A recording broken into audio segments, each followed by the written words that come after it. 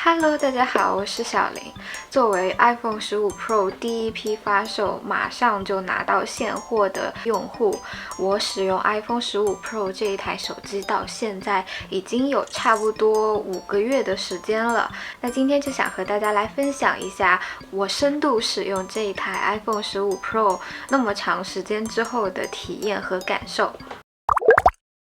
我选择的是这一台白色的iPhone 15 Pro 512G， 它这个白色真的超级貌美。我觉得作为女生来说，白色呢是它这一个系列里面最好看的一支颜色。虽然大部分的时候还是会带壳，但是有时候用到一些半透明的壳的时候，白色作为底色透出来，真的是非常的百搭，而且淡雅。我一拿到手呢，就觉得它跟我之前的那一台 iPhone 11还是手感上面会差蛮多。iPhone 11的话，摸起来它的边缘更有一种鹅卵石一样的圆润光滑的感觉，但是这一台的话，它的边边就是棱角分明。给我的感觉比较像窗户的窗框，方方正正的，甚至有的时候会觉得这个边边稍微有一点点割手的小感觉。不过戴上手机壳之后呢，也就没有这个问题了。下面来讲一下相机的部分。这台手机我最喜欢和最讨厌的都是它的相机。首先是它有3颗镜头，一颗是长焦，一颗是主摄，另外一颗是广角镜头。那它这一次的话呢，它的主摄镜头有3个焦段，24、28、35，都是平常摄影人最常用的。你在使用的时候，只要点一下这里的按钮，它就可以把这个主摄的焦段改变好，就这样子在见到有趣的东西的时候，就可以很快的帮我进行构图，就不会说等我选好焦段，我要拍的东西都已经没有了，跑掉了。它拍出来的照片呢，画质部分也是让我蛮惊喜的。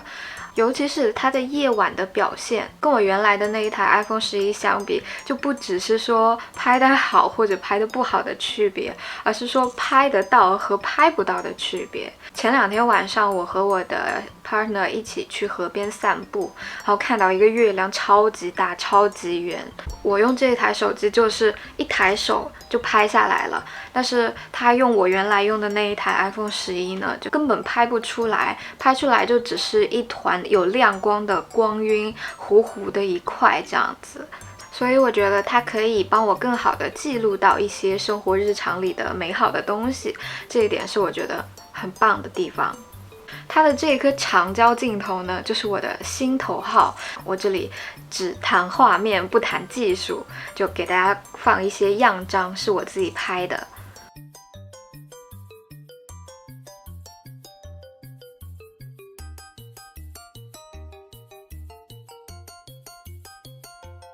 我第一次用它拍照的时候呢，刚好是晴天，天气非常好，拍出来的照片的效果就真的有点惊艳到我了。那至于说它是不是可以跟相机媲美呢？我觉得在大部分的情况下，它跟相机还是蛮有差的。因为我自己有比较多用卡片机拍照的习惯，一般情况下的话呢，相机跟手机拍出来的还是比较容易分辨出来的。它对光的处理，我觉得就还是相机要好那么一点。相机看起来的确实就是更加的细腻润滑。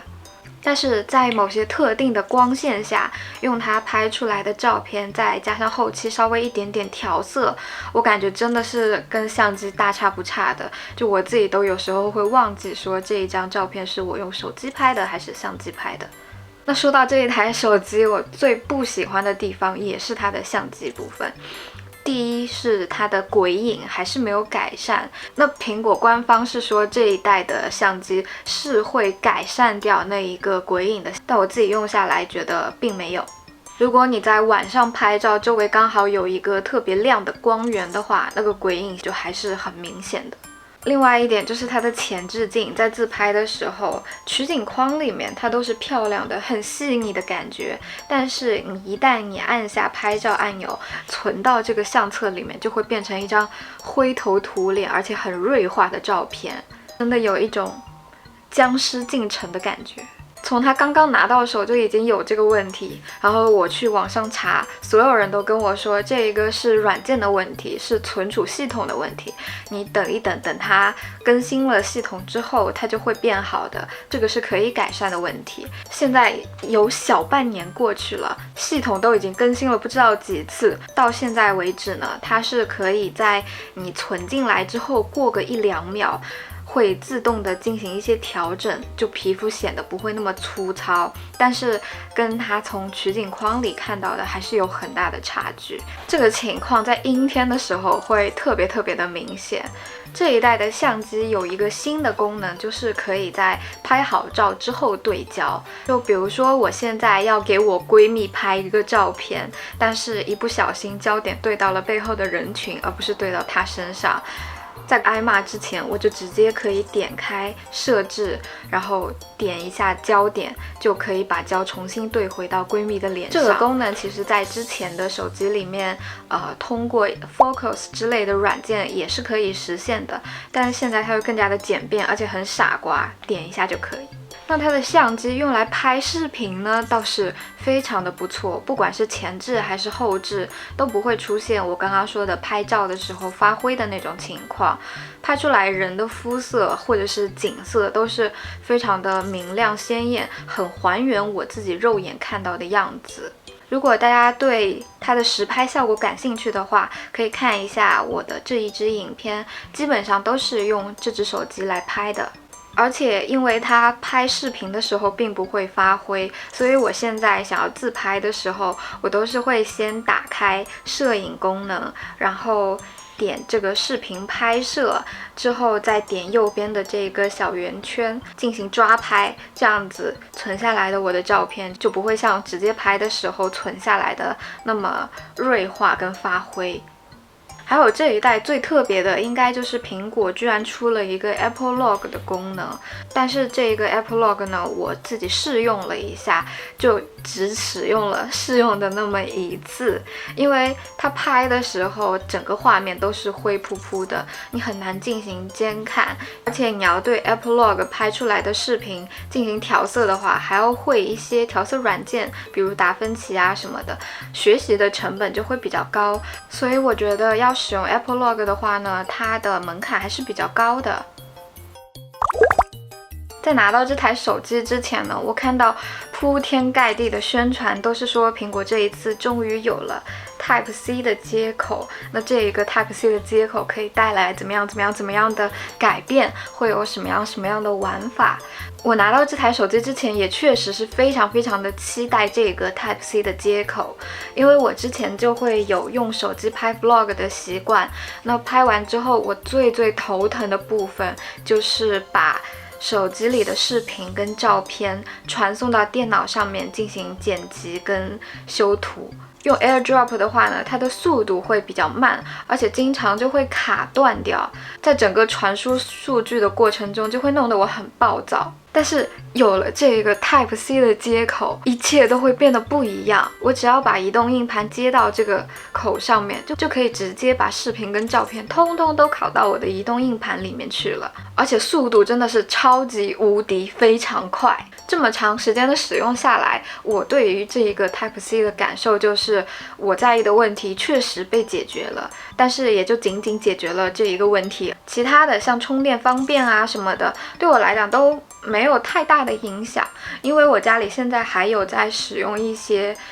Lightning 来充电的电子设备，像我的 AirPods 啊、旧手机啊，还有我的苹果键盘，所以家里的数据线也并没有因为这个 Type-C 的接口而减少。另一个改变就是静音键改成了这个虚拟按键，你可以对它进行一些个性化的设置，也可以通过快捷指令来做一些更加复杂跟深层的操作，但是对我自己个人来讲的话就比较鸡肋，没有怎么用，而且带着这种手机壳的话，这个地方也会很不好按。